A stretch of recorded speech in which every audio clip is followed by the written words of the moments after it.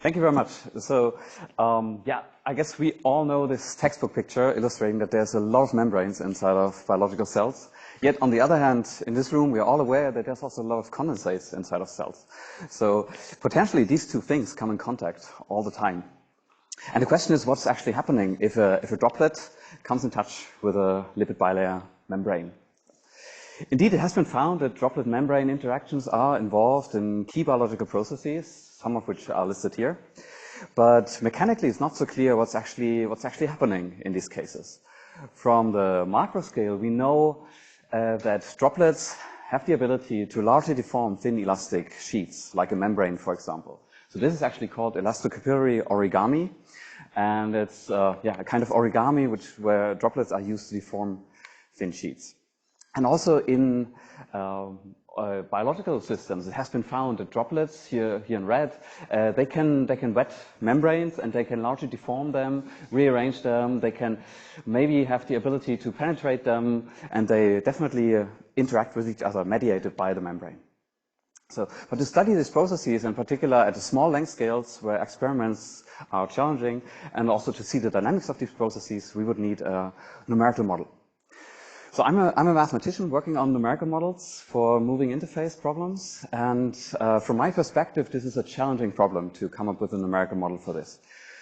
Because, well, first of all, it's three different phases involved. So there's a membrane which is elastic, and there's actually also three different fluid phases around. And then it's a free boundary problem, so you have PDEs in moving domains, if you want to simulate this with a continuum model. And it's multiscale in space and multiscale in time. So the space scale, the smallest scale, is the membrane thickness, which is 5 nanometers. And then the curvature of the membrane could be 100 nanometers, and droplet size in some systems is several micrometers. Well, also in time, capillary time scales are very short, and membrane remodeling time has been observed even on the scale of hours. So even for not membrane systems, but for volumetric soft wetting, so having a thick elastic substrate with a droplet sitting on it, only 10 years ago, the first numerical approaches have been presented to simulate that. So, and yeah, we have also been working on this field in the last years a bit. And here you see a sample simulation where a droplet sitting on a membrane, on a thick elastic substrate, and it's really penetrating into the substrate by Laplace pressure. For wetting of membranes, there was actually no numerical simulations available when we checked. There's only molecular dynamic simulations from 2 years ago, and now we came up with the first numerical model, which I want to present here today. Okay, so the first thing you need to think about when you want to construct a numerical model is how can you represent the interfaces which are in the system. And basically there's two different types of approaches. You see interface capturing here on the left and interface tracking on the right. In interface capturing, you use additional field variables like a phase field or level set function or characteristic function to represent the interface implicitly. And this has the advantage that you can go to large deformations, you can even simulate topological changes. But on the other hand, it's also more expensive. You have to solve additional PDEs, and it's less accurate. Well, the other approach is interface tracking. They use a grid-based approach to represent an interface. Could be an aligned grid, like in this case here, which you solve them with finite elements. Could be two different grids, which is an example is the inverse boundary method for that. Or it could be a graph representation like the Monge approximation. And all these approaches are faster, they're more efficient and very accurate, but also limited to simpler geometries. So our idea was to take the best of both worlds. So basically to simulate a membrane with an aligned grid, because it has this high curved regions when droplets can wet it. And on the other hand, to simulate the droplets using phase fields, so we enable topological changes like merging or pinch off. Okay, so that means that our model system looks like this. So there's a membrane, which I call gamma here in red, and it's separating an outside domain from an inside domain, and the outside domain is subdivided into a droplet and a not droplet or a dilute phase, which is represented by the phase field being to 0 or 1. And at the interface, there's a diffuse interface. Now, there's the main driver of the system's evolution would be the surface tension forces, and there's three surface tensions here in play. So there's the surface tension between the two fluids, which I call sigma f. And then there's tensions between the membrane and the surrounding fluids, sigma 0 or sigma 1, depending if the membrane is wetted or non-wetted. And as you can see in the sketch here, also the membrane locally, it will be flat because it has a bending stiffness. And this gives rise to a contact angle theta, which follows Young's law. Or on the other hand, the contact angle you might observe in an experiment can be completely different. So this angle alpha here, which I would call the apparent contact angle, is different because it does not resolve this fine structure and the flat membrane locally. Okay, so numerically, as I said, we want to use a finite element grid, a fitted finite element grid. So we have triangles here in gray, which represent the interior of the membrane, triangles in blue representing the exterior, and then at the phase field, which represents the two different fluids in the outside region. Of course, the phase field interface, you want to keep it quite sharp, or you want to have the interface thickness relatively thin, and you want to resolve this nicely with the grid. So we use adaptive grid refinement such that we have a highly refined grid at the interface region between the condensate and the dilute phase. And then to accommodate movement of the membrane, we use or developed a special arbitrary Lagrangian Eulerian approach, which basically moves the grid points of the membrane with the fluid flows that we compute, and then the other grid points in the surrounding bulk phases are moved to keep the mesh in a nice way. Okay, but I think for this audience, this is all I want to say about the numerics, and I will rather specify the ingredients of the model in terms of energies. So what we put into here is first a Ginzburg-Landau energy to represent the surface tension between the two fluids at the outside. So then to represent the surface tensions of the membrane, sigma 0 and sigma 1, we use an integral over the surface, over the membrane itself, and a cubic interpolation function, which is sigma 0 when the phase field is 0, and sigma 1 when the phase field is 1. So using a cubic interpolation function is the best thing you can do, because it will also I will keep the correct contact angles for all the level sets of the phase field actually. But this is just a side remark. Then for the mechanics of the membrane, we specify a Helfrich type energy, so curvature squared times the bending stiffness. And we do not, we neglect all these proteins and everything which is in the membrane. So for us, membrane is just a thin elastic sheet and nothing more. There's also stretching energy in membranes, so which prevents the membrane from dilations or stretching or compression locally, which has a dilational modulus, and then the local area stretch J here is penalized. We also include a line energy in the system, and which is additional tension here at this triple point where the three phases meet, and kinetic energy. And then we take all these energies together and we add the balance laws of mass and momentum, and from this we can derive thermodynamically consistent evolution equations for the system. So I would very briefly guide you through these equations. So the first one is a Carnot equation, which we solve in the exterior domain, so outside where the two fluids are present. Then there's a contact angle condition for the phase field, which naturally comes out of the energy variation. We solve Stokes equations or Navier-Stokes equations in all of the domains, basically. So there's fluid flows everywhere are considered. And then most of the interesting things happen on the membranes where there's a balance of stresses from the outer fluids. So all the forces from the outer fluids are balanced by the surface tension force, the bending force, and the stretching force. And all these forces can be derived as variational derivatives of these energies. Okay. Yeah, as I said, I will not talk too much about discretization. Discretization is not easy to get the system to simulate it in a stable way. But we did it, and I would rather show you some results of that. Okay.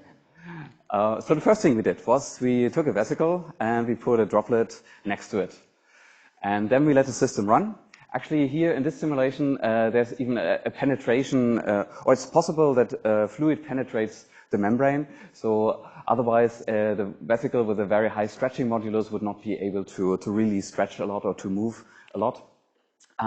What you see here now is that the droplet, by capillary forces, will remodel the membrane. And it can either sit here on the membrane and adhere to it, or it can really penetrate the membrane and be almost fully wrapped inside of the membrane in the end of the simulation. So this illustrates already the capabilities, and that we can simulate that with all the fluid flows.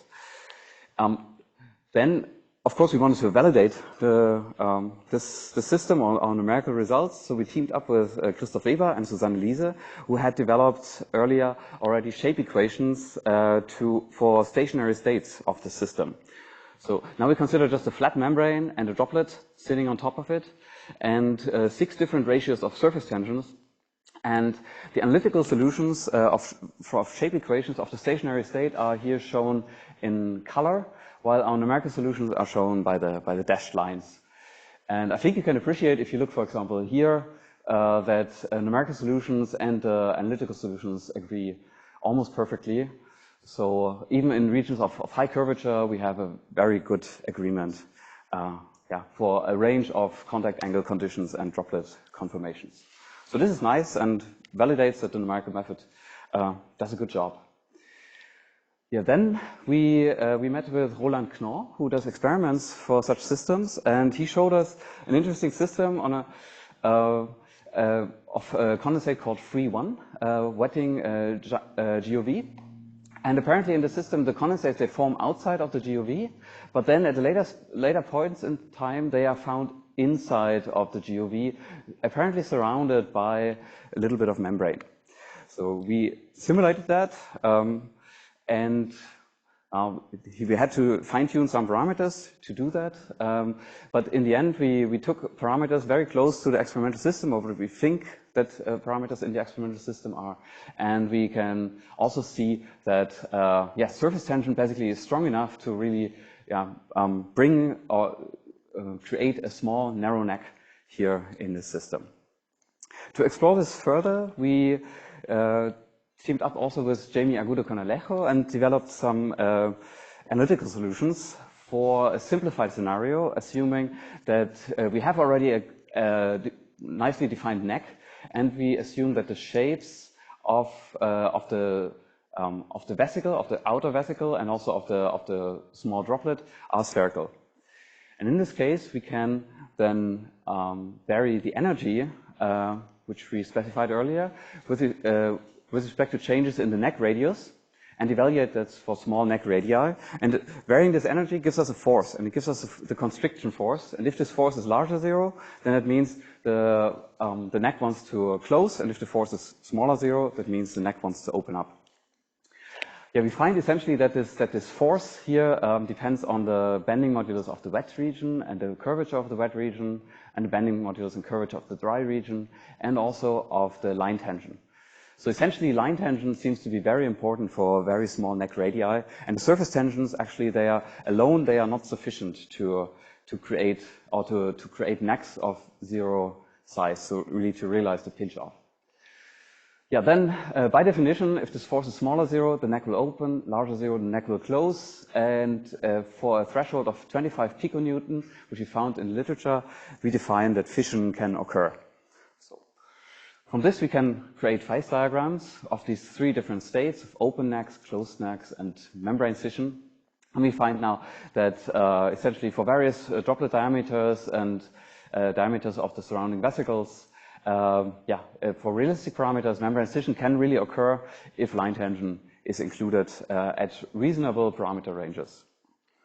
Then we also found an experimental system which confirms this. So this is in the plant Arabidopsis thaliana, and there they found also that droplets or condensates build outside of a vesicle, and then later they're found inside, which was nice, and then allowed us also to publish this in Nature last year. So it was Jamie who came up with this idea with this nice picture, which basically illustrates that condensates can act as liquid scissors, so they can cut membranes into pieces, apparently. Okay. But our numerical model can do much more. It can also for example, simulate the opposite case, that there's a nanovesicle and a larger droplet, and then the vesicle is absorbed by the droplet and sucked into the droplet, for example. Or we could also consider scenarios with various droplets, so here 2 droplets, just as an illustration, and for small bending stiffness, we find that these 2 droplets just come closer and merge, while for large bending stiffness, apparently they move further away from each other over time. So this is reminiscent of the Cheerios effect, which you might know from a daily breakfast routine. Right? The Cheerios, they come closer because they want to reduce the curvature of the milk. And here's just the opposite. Droplets move apart from each other to reduce the curvature of the membrane and therefore the bending energy. Yeah. What we are looking into recently now is nucleation, which is another phenomenon you could investigate with the system. So we are here now in a regime which is in a binodal regime. So the phase field here is initiated with a value of 0.1 all around a membrane here in white. And at this regime, fluctuations are necessary to nucleate droplets. And you will see now fluctuations now really lead to nucleation of a lot of droplets, preferentially droplets attached to the membrane because of the wetting preferability. And also on a soft membrane, in particular, we find more droplets and larger droplets in general. So that makes us say that nucleation is enhanced by softness of membranes. This is also confirmed if we do statistics, that we find that essentially, that the drop area on the membrane is largely increased by the softness of the membrane. So for the softer membrane, you have larger drops or more drops, and for stiffer membranes, you have less drops. So that's all I got. So the results were produced by Marcel Mokbel and Dominik Mokbel, my postdocs, and Timo Höllein, a PhD student. And with that, I have a summary slide here, and I'm open for questions.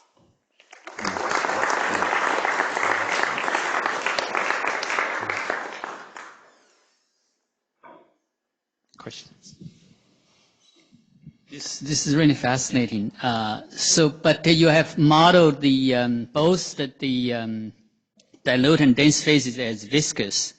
Mm-hmm. What would happen? Well, whether or not you can also model the dense phase as viscoelastic, and just quantitatively what you expect, how elasticity of the dense phase would change. Both the stable states and also the dynamics of the process. Yeah. So the dynamics, it will definitely affect a lot, right? The stable state, the stationary states, that depends on the. It can change it, but it depends also on the type of viscoelasticity. So if you model it as a viscoelastic fluid droplet and you just have a single droplet, like with the Maxwell model, for example, then the stationary state should be the same in the end, I guess. Yeah.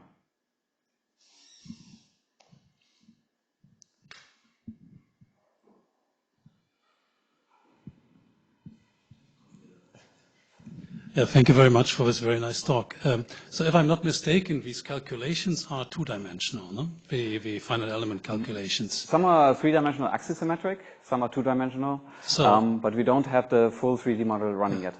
Yeah, I know it's extremely complicated and time-consuming when you do that.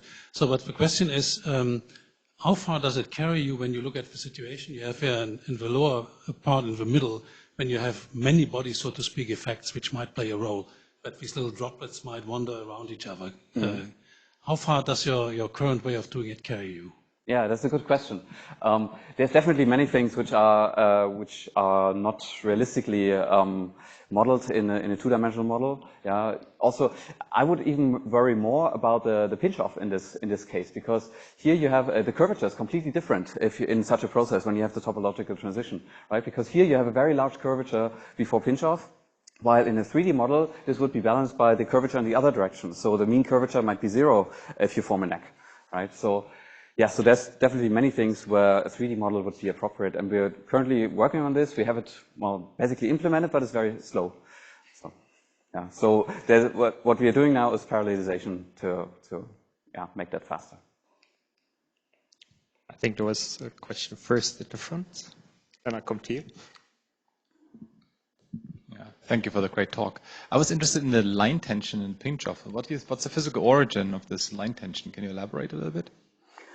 I mean, so line tension is a tension when three phases meet, right? So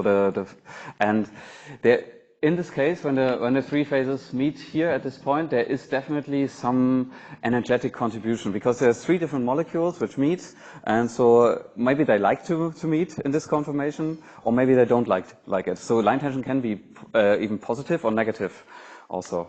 So I think there's a debate on line tension also in the droplet community. So like for people who do engineering with droplets and water droplets and so, there's always this debate if line tension really is a thing and really exists, but you can measure it. So there is, even for water droplets, people have measured line tensions and they're quite sure that they see it. And for these smaller systems, because line tension scales is an energy which scales with a system size. Linear, while all the surface energies scale quadratic with the system size. So it's very small scales, everything must be dominated by line tension even. And the surface tension forces, they cannot be strong enough. So this is also what we see here in the simplified model, that essentially to create a neck at really small neck radii, the surface tension does not appear there anymore. It cannot really create the neck, but line tension can. Really fascinating. So I'm curious about the pinch-off. Like, is it considered to be like a singular event, or do you use like level surface field to capture that topological change? Or a related question is also like. So our model with our grid-based model basically here stops working, right? So if really the grid touches, then the simulation ends and basically it crashes, right? Because you have triangles, everything here in between, the fluids here in between, they are meshed somehow, and having a topological change, you need to create a completely new grid, and it's not really clear a priori how to do that in a good way. But on maybe kind of follow up on Humboldt's question. When you do this phase field thing for topological change, how do you represent the stretching and bending energy for the membrane? Stretching energy is quite complicated to do that. We just have a paper out, so if you want to look it up, so it's from this year, so where we represent or come up with diffuse interface models for elastic membranes. Bending energy is not so complicated. That has been done before by Chengdu since 2005 or so. There are models around for that. Thanks. Mm-hmm.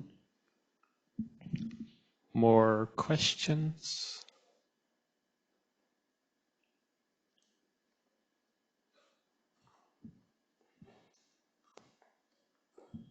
So you said earlier that you're neglecting structure in the membrane, like proteins and all that. But could you add an additional field on the membrane to represent like whatever heterogeneity is there and couple that to the field? Yeah, there's no problem. So we have a grid of the membrane, right? So we can solve a PDE on that grid. So it's no problem to couple a surface PDE to the other bulk PDEs here. Okay, then time for a short question while the next speaker can start setting up. Lovely talk, Sebastian. Just a curiosity-driven question. Like, these are a particular kind of surface that's there in the cell. There are other kinds of topologies and dimensions, like the genome is a linear chain embedded in 3D. But do you imagine you could do a similar surface PDE coupling and track how that line evolves in 3D, embedded in 3D? It's a very exciting thing, and I thought about that, and so that's one of the things we want to do next also. Okay. Mm-hmm. Okay. Yeah. Cool. All right, then let's thank the speaker again.